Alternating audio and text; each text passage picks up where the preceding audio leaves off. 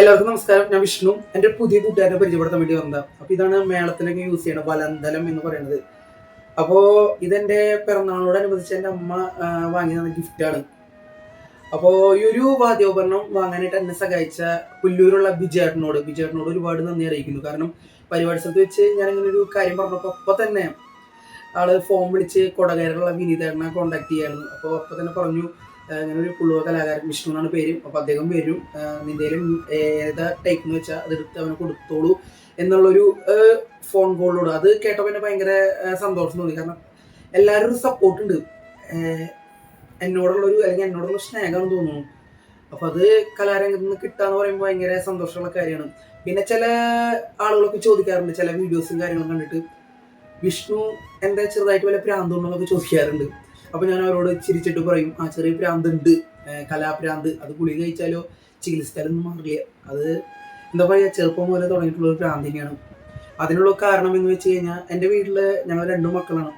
അപ്പോൾ മൂത്തത് എൻ്റെ ചേച്ചിയാണ്. അപ്പോൾ ചേച്ചിക്ക് ജനിച്ചപ്പോൾ തൊട്ടുള്ളതാണ്, ബുദ്ധി കുറവുണ്ട്. പക്ഷെ അതൊരു കുറവായിട്ട് എനിക്കോ എൻ്റെ അച്ഛനമ്മയ്ക്കോ ഫീൽ ചെയ്യാറില്ല. കാരണം എൻ്റെ അച്ഛനമ്മ എപ്പോഴും പറയാറുണ്ട്, കാരണം എൻ്റെ ചേച്ചി ഉണ്ടായതിനു ശേഷമാണ് എല്ലാ ഐശ്വര്യങ്ങളും ഉണ്ടായത്. അപ്പോൾ അതുകൊണ്ട് തന്നെ എൻ്റെ വീട്ടിലെ മെയിൻ ആളാണ് എൻ്റെ ചേച്ചി. അപ്പോൾ ഞങ്ങളെ പരിചയമുള്ള ആരെങ്കിലുമൊക്കെ വന്നു കഴിഞ്ഞാൽ ആദ്യം കൃഷ്ണപ്രിയ എവിടെയാണെന്ന് ചോദിക്കുക. കൃഷ്ണപ്രിയ എന്നാണ് എൻ്റെ ചേച്ചിയുടെ പേര്. കൃഷ്ണപ്രിയ എവിടെയാണെന്ന് ചോദിക്കുക.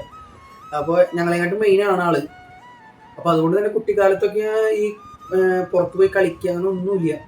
ആ സമയത്തൊക്കെയും ഞാൻ ഈ പുറത്തേക്ക് പോയി കഴിഞ്ഞാൽ അപ്പം എൻ്റെ ചേച്ചിക്ക് അറിയും എന്നെ ചോദിച്ചിട്ട്, കണ്ണമ്മനെ ഒടിക്ക് പോയി എന്ന് പറഞ്ഞിട്ട് അമ്മോടെ എപ്പോഴും കരച്ചിലൊക്കെ ആവും.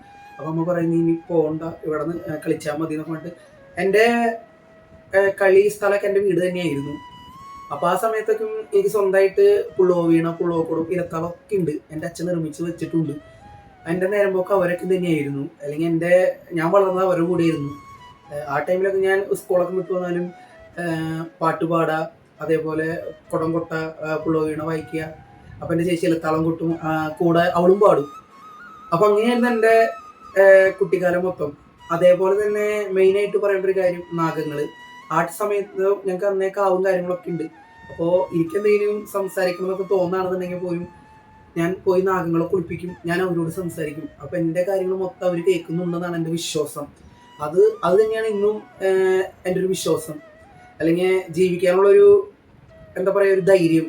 എത്ര പ്രശ്നം വന്നാൽ എൻ്റെ കൂട്ടുകാരൻ പറയും, അവനൊരു പ്രശ്നം ബാധിക്കില്ല. കാരണം അതങ്ങനെയാണ്, ഞാൻ എല്ലാവരും പറഞ്ഞോളൂ, ഞാൻ അങ്ങനെയാണ്.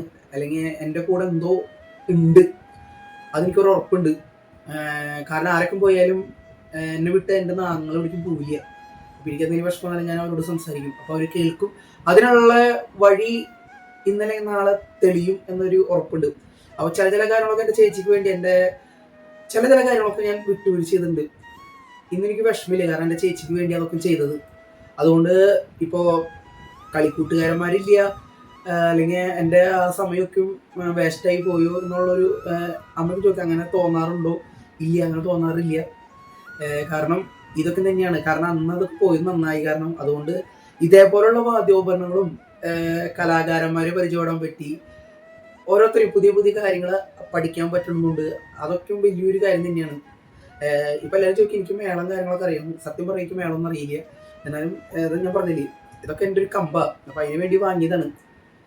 പിന്നെ അതേപോലെ തന്നെ ഓരോ വാദ്യോപകരണം വാങ്ങുമ്പോഴും എനിക്ക് ഓർമ്മ വരുന്നത്, ഞാൻ സ്കൂളിൽ പഠിക്കുമ്പോൾ എൻ്റെ കൂട്ടുകാരനെയും പ്രിൻസിപ്പാള് പിടിച്ച് കൊട്ടുകേസിൽ, ഇങ്ങനെ ഞങ്ങൾ പറയും, കൊട്ടുകേസിൽ പിടിച്ചിട്ട് രണ്ടുപേരും പ്രിൻസിപ്പാളിൻ്റെ വാദിക്കാൻ നിർത്തിയ കാര്യം എനിക്ക് ഓർമ്മയായിരുന്നു. 1 മണിക്കൂറോളം നിന്നിട്ടുണ്ട്. ലാസ്റ്റ് പ്രിൻസിപ്പാൾ ചിരിച്ചിട്ടാണ് ഞങ്ങളെ വിട്ടത്. അപ്പോൾ ആ കാലഘട്ടം ഓർമ്മ വരുന്നത്. അന്നത് ഭയങ്കര ടെൻഷനായിരുന്നു, പക്ഷെ ഇപ്പോൾ അല്ലെങ്കിൽ ഭയങ്കര ചിരിയ വരുന്നു. പിന്നെ അതേപോലെ തന്നെ എൻ്റെ പിറന്നാളോടനുബന്ധിച്ചിട്ട് എൻ്റെ മാമൻ സുജിത്ത്, അദ്ദേഹത്തിൻ്റെ ഒരു ഗിഫ്റ്റ്. അപ്പോൾ അദ്ദേഹത്തിനോട് ഒരു നന്ദി അറിയിക്കുന്നു. അപ്പോൾ ഈ ഒരു ഗിഫ്റ്റ് തന്ന എൻ്റെ മാമൻ സുജിത്തിനോടും, പിന്നെ അതേപോലെ ഈ ഒരു ഗിഫ്റ്റ് തന്ന എൻ്റെ അമ്മയോടും വലിയ നന്ദി അറിയിക്കുന്നു.